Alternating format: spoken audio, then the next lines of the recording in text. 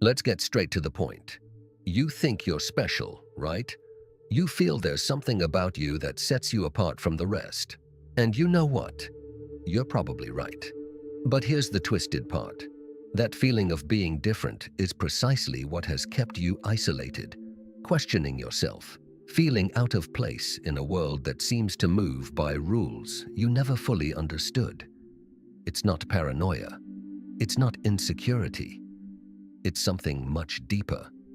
It's the sign of a mind that operates on a different frequency, and the price of that difference is high.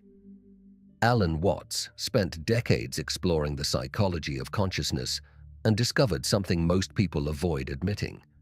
There are individuals who simply don't fit into conventional molds, not because they're broken, but because they're built differently. And if you've made it this far, if something inside you resonated with those opening words, chances are you're one of them. But be careful, because being different is not a reward. It's a burden that few know how to carry without destroying themselves in the process. Today we're going to talk about 8 signs that indicate your personality is extremely rare. This is not a list to make you feel good about yourself. It's a brutal mirror that will show you why you've felt that emptiness, that disconnection, that sensation of watching life from the outside instead of living it. And if you recognize these signs in yourself, brace yourself. What comes next won't be easy to digest. First sign, you find more peace in solitude than in company. I'm not talking about being shy or introverted. That's superficial. I'm talking about that deep feeling that being around people drains you in a way you can't explain. While others need constant group validation, you find clarity when you're alone. Silence doesn't scare you, it reveals you. And here's what no one tells you. Most people run from solitude because when they're alone, they have to face themselves, and that terrifies them. But you don't run. You dive in. You explore your mind as if it were unknown territory, and in that process, you discover things others will never see. Watts said that true wisdom begins when you stop looking for answers outside and start questioning the very nature of the questions themselves. You do that. While others settle for prepackaged solutions, you dismantle the question, turn it upside down, examine it from angles no one else considers. And that makes you uncomfortable for the system. You can't be controlled by the simple narratives that work for the masses because your mind isn't satisfied with the superficial. Second sign, you don't settle for the explanations you're given. As a child, you probably questioned everything. People told you things were a certain way, and you asked why. And when they gave you an answer, you asked why to that answer. It wasn't childish rebellion, it was a genuine need to understand. The problem is that the world isn't designed for those who question too much. It's designed for those who obey, nod, and move on. That's why they looked at you strangely, why they silenced you, why you learned that asking too many questions made you a problem. But here's the brutal truth. That need to question never disappears. You just learn to suppress it. And every time you do, something inside you dims a little more. Because rare personalities like yours aren't built to accept reality as it's presented. They're built to challenge it, dismantle it, rebuild it. And that scares people, because when you start questioning the structures they blindly accept, you force them to confront the possibility that they've lived their entire lives believing comfortable lies. Third sign, you feel other people's emotions with an almost unbearable intensity. This isn't superficial empathy, it's something deeper. You walk into a room and feel the tension before anyone speaks. You sense lies without a word being said. You pick up on hidden intentions, unspoken fears, the masks everyone wears. And that makes you hypersensitive in a world not designed for sensitive people. Watts spoke about the interconnectedness of all things, about how at the core, We're all manifestations of the same consciousness. Rare personalities feel that connection viscerally. It's not a pretty philosophical theory. It's a daily, exhausting experience. The problem is that when you feel too much, you become vulnerable. You absorb other people's pain as if it were your own. You stay awake thinking about conversations others forgot hours ago. You carry the emotional weight of situations that don't even belong to you. And people don't understand that. They tell you you're too sensitive, that you take things too personally, that you need to toughen up. But the truth is, they don't feel what you feel. They're anesthetized, disconnected from the emotional depth of existence. And you, whether you want to be or not, are fully awake to it. Fourth sign, you prefer deep conversations over superficial topics. Small talk drains you. You can't fake interest in the weather, traffic, or the latest trends. You need substance. You need to explore ideas that matter, concepts that challenge, perspectives that expand. And that makes you hard to tolerate in normal social settings. Because most people use conversation as a defense mechanism, social filler to avoid uncomfortable silence. But you don't want filler. You want substance. Here's what's interesting. Rare personalities can't turn that need off. While others are perfectly comfortable swimming on the surface, you need to dive to the bottom. And when you try to take a conversation deeper, they look at you like you're ruining the moment. Because for them, thinking too much is uncomfortable, destabilizing. They prefer lightness, distraction. But for you, lightness is unbearable. It's like being hungry at a banquet made of plastic. Watts explained that most people live in a state of constant distraction to avoid facing the big existential questions. Who am I? What is reality? What is the purpose of all this? Those questions terrify most people, but they fascinate you. And that fascination is both your gift and your curse. Because in a world designed for superficiality, depth is seen as a threat. Fifth sign, you have a complicated relationship with social norms. It's not that you ignore them out of rebellion, you genuinely don't understand them. You wonder why people do things just because they're expected to, why they follow traditions that make no sense, why they settle for lives they don't want. And when you point it out, you're labeled rebellious, problematic, difficult. But you're not trying to cause trouble. You're trying to understand why everyone accepts a script no one consciously wrote. Rare personalities operate outside autopilot. They see social structures for what they are, arbitrary constructions most people accept without question.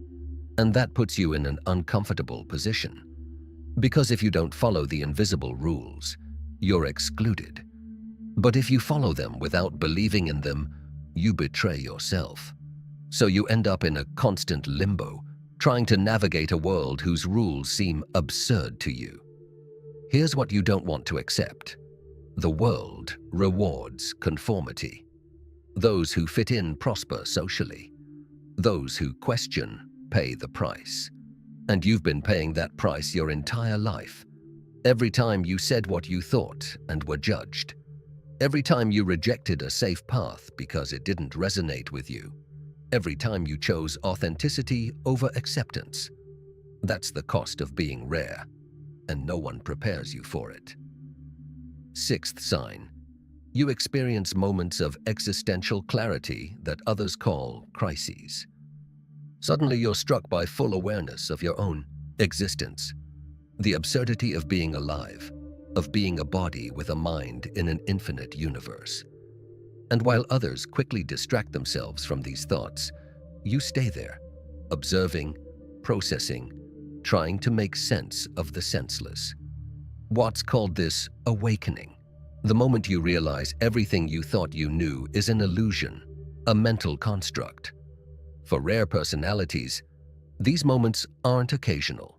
They're frequent, overwhelming, transformative. And the problem is, you can't share them. Because when you try to explain what you felt, what you saw, people look at you like you're crazy. Or worse, they try to comfort you as if you're suffering. But you're not suffering. You're seeing. And that vision is so clear, so brutal, so beautiful, that you can't return to ignorance. The world tells you those moments are dangerous, that thinking too much about existence leads to darkness. But that's a lie. Darkness lies in denial, in constant distraction. Light lies in facing the truth, however uncomfortable. And rare personalities are willing to inhabit that discomfort because they know there's something more real on the other side than anything the world can offer. Seventh sign: you need time to process everything. While others make quick decisions based on impulses or expectations, you need space. You need silence. You need to explore every possibility before moving. And that makes you seem indecisive, slow, complicated. But the truth is, your mind works in layers. You can't simplify the complex. You can't pretend a decision is easy when you see all its ramifications. Here's the thing: the modern world punishes reflection. Everything has to be fast, immediate, efficient. But rare personalities can't operate that way. They need depth, not speed. And when you're rushed, when you're pressured to decide now, something inside you rebels. Because you know the best decisions don't come from haste. They come from clarity. And clarity takes time. Watts spoke about the importance of not acting from the ego, but from deep understanding. And that's what you do. While others act to prove something or meet expectations, you wait until action arises from an authentic place. And that process can't be rushed. That's why you feel frustrated with the world, because the world has no patience for your process. Eighth sign: you feel a deep disconnection from how society defines success. You're not motivated by what motivates others. Money, status, recognition, all of it feels empty to you. Not because you're superior, but because your mind is searching for something more. You seek meaning, purpose, genuine connection. And when you look around and see everyone chasing goals that feel hollow, you feel alienated. The problem is, the world is built around those superficial metrics. You're successful if you have money. You're valuable if you have status. You're important if you have followers. But to you, none of that means anything if it's empty inside. And that disconnection makes you feel like you don't belong. Because in a sense, you don't. Not to this system, not to this narrative. Watts said, true freedom comes when you stop playing a game others designed for you, when you stop measuring your life by other people's rules.